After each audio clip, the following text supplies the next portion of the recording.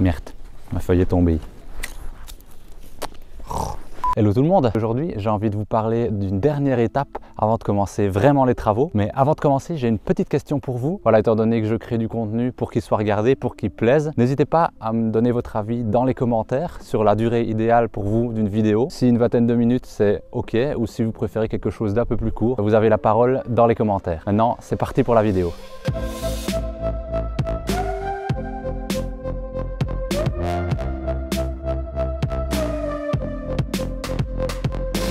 Le sujet de la vidéo d'aujourd'hui, c'est l'implantation de la maison. Ça fait déjà quelques vidéos qu'on la voit en arrière-plan. J'avais envie d'en profiter aujourd'hui, qui fait super beau, pour vous raconter un peu tout ça en détail.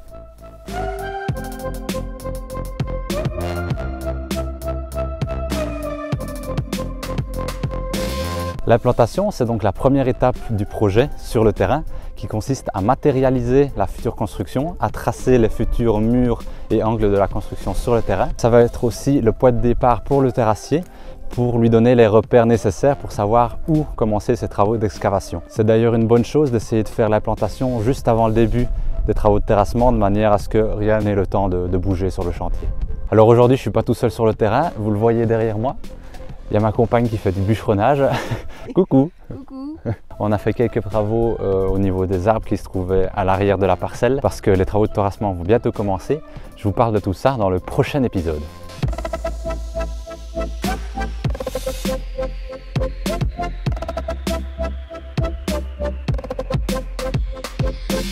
L'implantation, c'est un poste qui peut être réalisé par l'entrepreneur, par un géomètre, par votre architecte ou même par vous-même.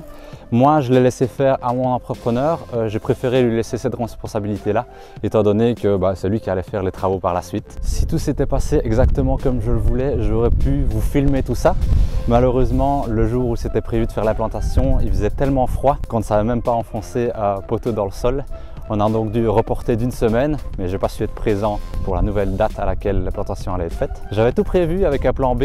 J'ai commandé une caméra de chantier qui est censée me faire des belles timelapses de tout le chantier dès le début des travaux. Par contre, j'ai eu la bonne idée de la commander au Royaume-Uni après le Brexit. Donc il se trouve que mon colis est bloqué quelque part à la douane. Donc je n'ai pas su vous filmer ça malheureusement. Mais bon, on va quand même faire un petit tour de ce qu'il a fait en détail pour voir tout ça ensemble.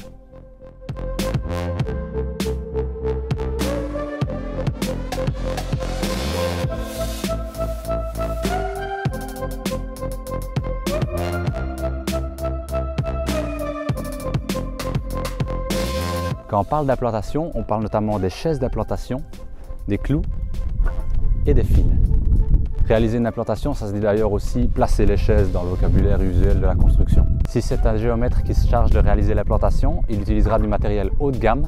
Il utilisera une machine qui s'appelle une station totale. C'est une sorte de machine magique dans laquelle il va encoder toutes les coordonnées à implanter sur le terrain. Et à l'aide d'un élément réflecteur, il va pouvoir implanter très précisément chaque point sur la parcelle.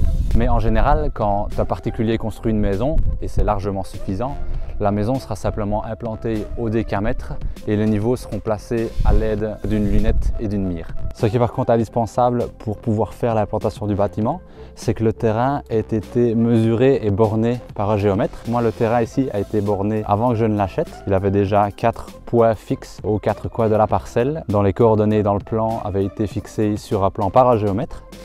On a une première borne ici.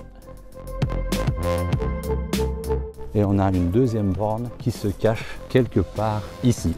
Je ne la trouve pas, croyez-moi, elle est là. Et à l'arrière du terrain, on a une borne là et on a une deuxième borne là. Bon là, par contre, la tigette, elle a subi une attaque d'agriculteur.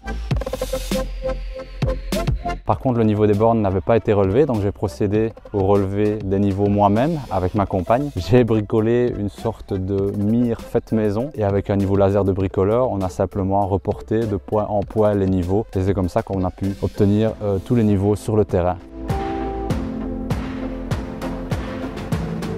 On a décidé de prendre un recul de 5 mètres pour la première façade par rapport à la rue. Étant donné qu'on a une parcelle suffisamment grande, on pouvait se permettre d'avoir un recul suffisant. Et ce premier fil représente la façade à rue du garage, donc à 5 mètres de l'axe représenté par les deux bornes.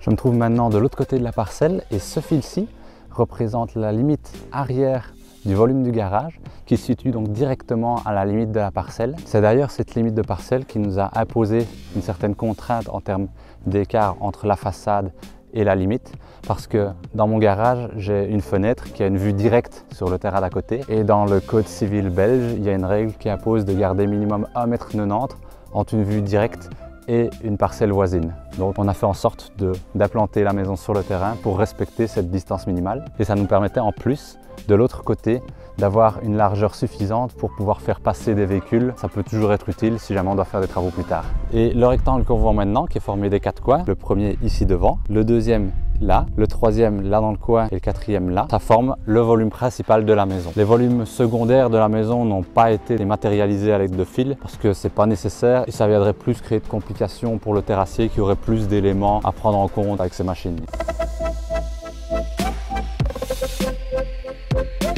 Et pour connaître la hauteur à laquelle il va falloir creuser pour après construire la maison et avoir le niveau 0, donc niveau 0 c'est le niveau fini du rez-de-chaussée, pour avoir ce niveau là où on l'a prévu. Tous les niveaux supérieurs des planches des chaises sont tous à la même hauteur. Ici on a pris plus 40 cm, donc toutes les planches sont 40 cm plus hautes que le niveau 0 de notre plancher du rez-de-chaussée. Elles sont simplement mises à plus 40 pour que ce soit faisable pour les placer. Et voilà, ça sert juste de référence de niveau pour toute la construction.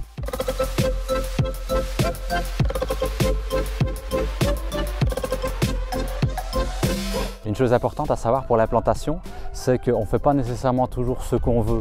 Si le terrain se trouve par exemple dans un lotissement, il y a des règles du lotissement qui imposent certaines limites pour l'implantation de la maison, qui définissent la zone constructible. Une règle assez habituelle dans les lotissements en Wallonie, c'est d'avoir de part et d'autre de la maison 3 mètres entre la limite de votre maison et la parcelle voisine. Et donc ça vous limite nécessairement en largeur de construction disponible.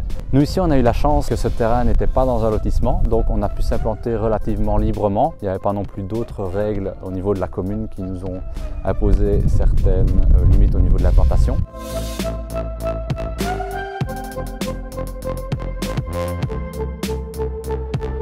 Aujourd'hui, j'ai rendez-vous sur le terrain avec une personne de la commune, du service urbanisme, pour vérifier l'implantation qui a été matérialisée par l'entrepreneur. En fait, l'implantation a déjà été validée par le permis d'urbanisme, mais avant de pouvoir commencer à construire, c'est obligatoire, on doit passer par une étape de contrôle de l'implantation par le service de l'urbanisme pour pouvoir avoir le feu vert pour commencer les travaux. D'ailleurs, il vaut mieux pas trop traîner pour demander ce rendez-vous à la commune. Moi, j'ai dû attendre un peu plus de 2 semaines pour avoir un rendez-vous après que l'implantation ait été matérialisée. Et étant donné qu'à ce moment-là, on a relativement envie que ça commence, voilà, il vaut mieux s'y prendre assez tôt. Bon, j'y vais parce que je suis pas en avance.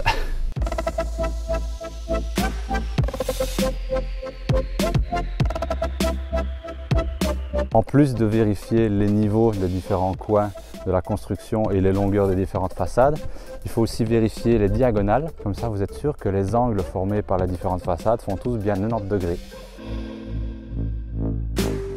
Bon, le contrôle avec la personne de l'urbanisme vient tout juste de se terminer. Elle doit encore me dire quoi, car elle vérifie tout ça au bureau, mais a priori, tout semble bon. Donc, on croise les doigts qu'on n'ait pas de mauvaises nouvelles et qu'on puisse commencer le chantier comme prévu dans quelques jours. Par contre, la personne qui est venue faire le contrôle a préféré ne pas apparaître dans les vidéos. En gros, elle est juste venue avec une lunette et une mire, vérifier les différents niveaux et on a mesuré ensemble la distance des différents coins de la construction par rapport aux bornes.